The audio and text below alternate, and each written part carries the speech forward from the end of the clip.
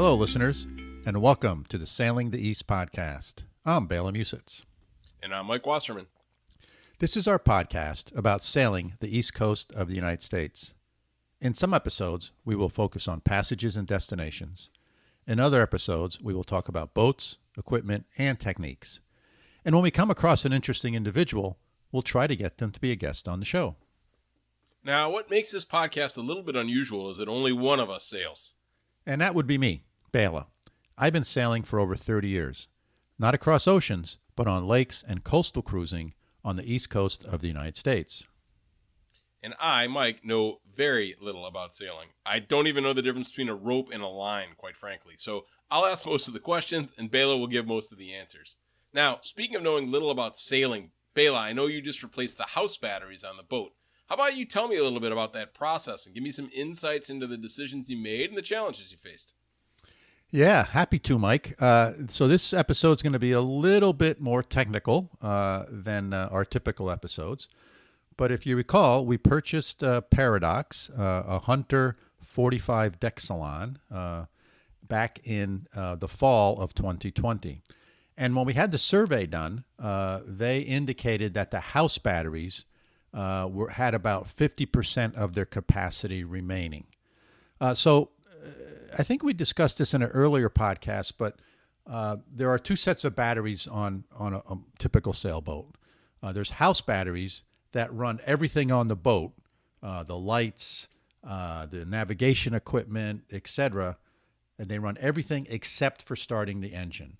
So there's always a separate battery for starting the engine. And so on Paradox, we have two 12-volt, 200 amp hour house batteries. And they're what's called flooded lead acid type of batteries. And just to give you a size of scale, Mike, they weigh about 100 pounds each. So it's a little bit bigger than your typical car battery. And since they were at 50% capacity, in other words, batteries degrade over time. And even if you go to recharge them, they only will hold so much charge. And I was finding that if we sailed all day long and we had the autopilot on and the radio and the chart plotter, and the batteries by the end of the day were starting to get depleted. And you don't want that to happen because if your battery voltage drops down low, you don't want your chart plotter, which is your piece of navigation. That's your GPS on a boat, right, is your chart plotter. You don't want that to turn off when you're in essence, the middle of Manhattan and you're trying to find your way around because you're coming into port and things are busy and there's a channel and you got to figure out where you're going. So I wanted to replace them. So is this just like changing your Duracells and your flashlight? You simply swap out the old batteries for a fresh set, or there's some decisions to make here, Bela? Yes, there's clearly some decisions to make. So battery technology has changed quite a bit over the last 30 years, as we've all seen in various different gadgets we have. So flooded wet cell batteries or lead acid batteries is the lowest cost per amp hour. So you get the greatest amount of capacity for the lowest price. However, one of their big drawbacks is that if you want them to last a long time, you should only discharge them to about 50% capacity. Because if you discharge them down to only 25% capacity, you're going to significantly reduce the number of charge cycles, the times that you can recharge the batteries before they start to degrade. So even though our batteries have 200 amp hours of capacity each, on a lead acid battery, you really only have 100 amp hours of usable capacity. Now, in an emergency, you can draw them down more. But I think as a rule of thumb, you don't want to set this up to discharge all the way. And that's one of the big challenges with flooded wet cells or lead acid batteries. The other big challenge with lead acid batteries is that you sort of, they have electrolyte in them. I think it's sulfuric acid and lead, and if I remember my high school chemistry, that's how you get electricity magically with ions floating around. But the water level needs to be topped off, so there's a little bit of maintenance involved with these lead acid batteries because when they charge, it tends to accelerate the evaporation of this water.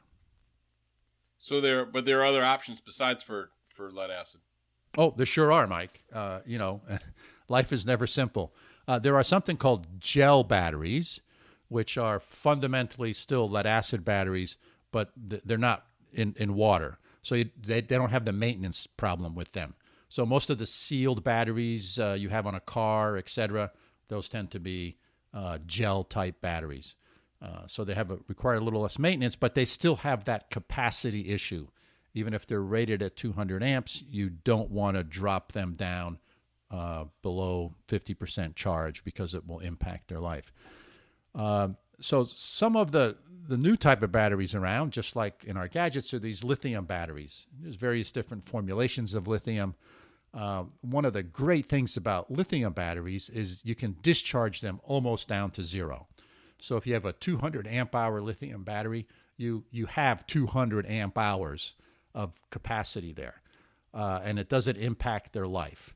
So you can discharge them down really low.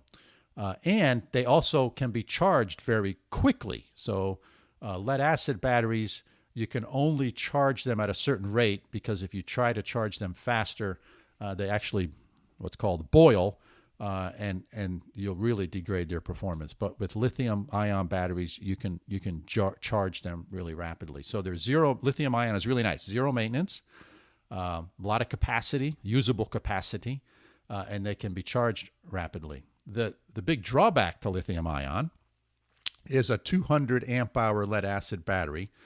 So they'll run about $330 each. A 200 amp hour lithium-ion battery will be over $1,000. And if you go to the top of the line battery, it'll cost you about $2,000. Now, it'll last you a long time, right? It'll last you longer. It's easier to recharge, a faster recharge, etc. So it's a complicated equation to figure out what to do. Yeah, 4 to 6x the cost differential. That's a lot. So how do you decide? Well, I think part of it is how you're going to use your boat, right? We don't live on our boat full time. We go for 3 to 5 to 7 days trips. We're typically in a marina at least a few nights. The boat has a generator. So I think that set of requirements is different than someone who's living on their boat and they're anchored out 90% of the time, and they're only going to marina a couple times a month. So you have to think about, are you living off the grid? Like a full-time sailor is fundamentally who's anchored out. They're living off the grid. They have to figure out how to generate and have lots of electrical capacity. Where coastal cruisers like us, we're not really off the grid, right? We have a generator, and if I need to run my generator for an hour and a half to recharge the batteries because I run out of capacity, I can do that.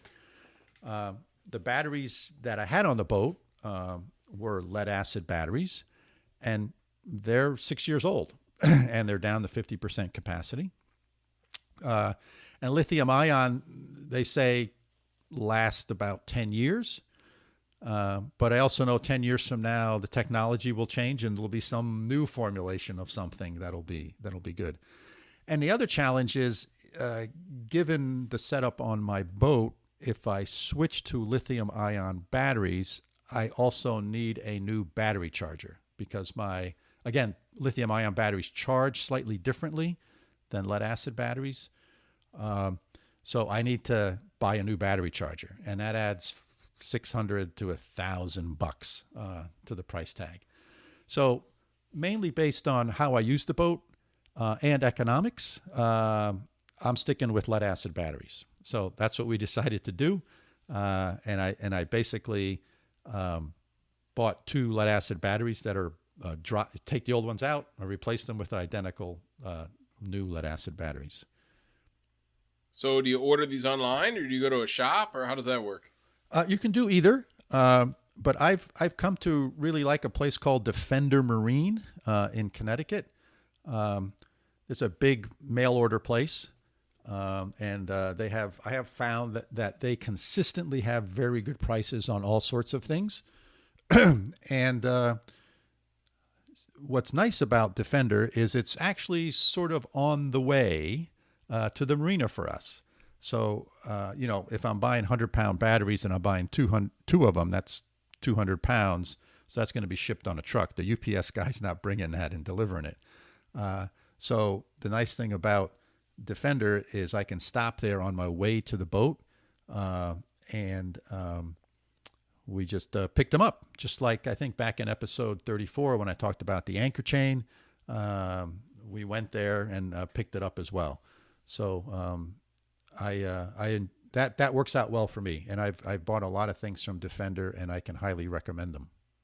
Interesting. That's a big load to carry around. Now, neither you or I are large men, Bela. What about installation? Yes. Well, just like with the anchor chain, I had the three bucket brigade to move things around.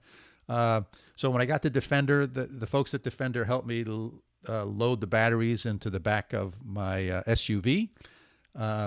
And then I had to figure out how to get the old batteries off the boat, because I have old batteries to get rid of, and they weigh 100 pounds also each, and the new ones on the boat.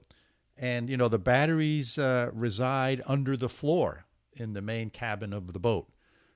So it's a long lift to get them off the boat. You got to go up the stairs from the cabin up to the cockpit. You got to step off the boat onto the dock. So I quickly came to the conclusion I wasn't doing this myself. So I actually, at the marina, they have tons of folks working there, and I gave the marina a call, and they sent two guys over, and they lifted the old batteries off the boat and brought the new batteries down from the car and put them into their places, into their spots underneath the cabin sole. And I hooked up all the electrical connections. I took care of all that stuff, cleaned all the electrical connections, and did the hookup. So pretty easy job. And actually, I think the hardest part was, sort of, at least for me, going through the process of deciding, am I going to switch to a different type of battery, or am I going to stick with the lead acid batteries? So that was quite the effort. Any other maintenance or modifications to get them connected, or was everything in order? No, just cleaned up all the electrical connections to make sure there was a good connection. They were exactly the same size and shape as the old batteries, so they fit right in, strapped them down. And, so now we have a solid 24 hours of power on the boat. And if they last me 6 years like the other ones did, I think I'll be happy. And it makes, the cost economics equation works out well for me, I think. Well, great. Bela, that was interesting. A cool look at in-house batteries and the factors that go into decisions about what type to use and how to get a heavy object into your boat. That was a good creative solution that was pretty easy, but I would have really struggled with that one, I think. So, cool. I think we should wrap it up. Listeners, thanks once again for joining us on another episode of the podcast. I hope that you found our conversation interesting and thought-provoking. If you have questions about what we've discussed or suggestions, please feel free to get in touch with us. Our email is sailingtheeast, that's all one word, @gmail.com. And if you enjoy the podcast, hit that follow button on your favorite podcasting application. And, we're going to be sailing around. The summer's starting to wrap up. As we record this, it's August, but we still got a few more months, and we'll be sailing around Narragansett Bay, Long Island Sound, and Buzzards Bay. Hope to see you out on the water. If you see us, say hi. So until next time, signing off from upstate New York. See you soon. Bela, thanks again from over here in Münster, Germany. We'll see you next time.